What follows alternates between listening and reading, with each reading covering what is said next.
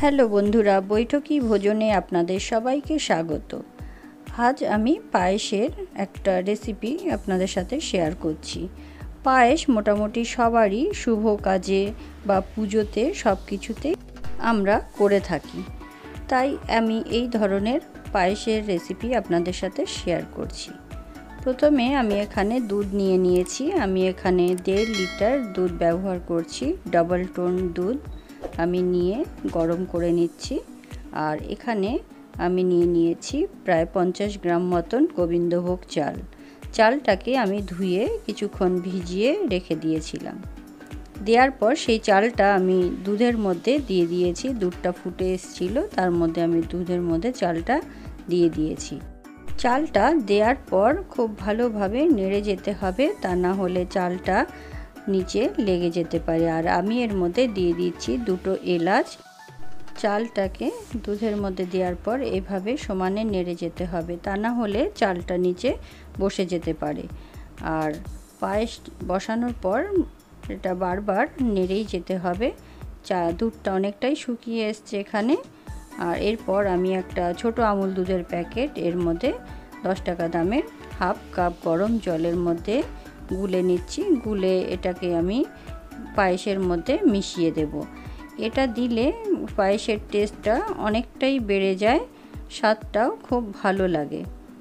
আর আমি এতে দিয়ে দিলাম দুধটাকে, আর খুব ভালোভাবে আরও একবার এইভাবে সবগুলোকে মিশিয়ে দেব। দুধটা দেওয়ার পর এইভাবে সবগুলো মিশিয়ে বারবার নেড়ে যেতে হবে। আর চালটা বয়েল হয়েছে কিনা সেটা আমি হাতে এইভাবে একটু প্রেস করে দিয়ে দেখে নিলাম, বেশ ভালো সেদ্ধ হয়ে গেছে। এই সময় গ্যাসের ফ্লেমটাকে মিডিয়ামের মধ্যে রেখেই পায়েসটাকে রান্না করতে হবে। আর এইভাবে ফুটে এলে দুধটা কিছুক্ষণ তারপরের মধ্যে আমরা দিয়ে দিচ্ছি কিশমিশ। আমি কিশমিশটাকে ভিজিয়ে রেখে দিয়েছিলাম। এরপর আমি এখানে দিয়ে দিচ্ছি প্রায় 250 গ্রাম মতন বাতাসা, গুড়ের বাতাসা আমি নিয়েছি এখানে। এতে খুবই ভালো একটা সেন্ট বেরোবে পায়েসের থেকে, আর কালারটাও লালচে মতন হয়ে যাবে। যতক্ষণ না বাতাসাগুলো খুব ভালোভাবে মিশে যাচ্ছে ততক্ষণ আমাদেরকে এইভাবে নেড়ে যেতে হবে। বাতাসাটা প্রায় মিশে গেছে। আর এরপর আমি এর মধ্যে দিয়ে দিচ্ছি 1 চামচ, বড় চামচের 1 চামচ ঘি আমি এর মধ্যে দিয়ে দিলাম। ঘিটা পায়েসের সঙ্গে খুব ভালোভাবে মিশিয়ে নিতে হবে। ঘিটা প্রায় গলে গেছে সবটাই, এবার পায়েসের সাথে মিশিয়ে দিচ্ছি এইভাবে।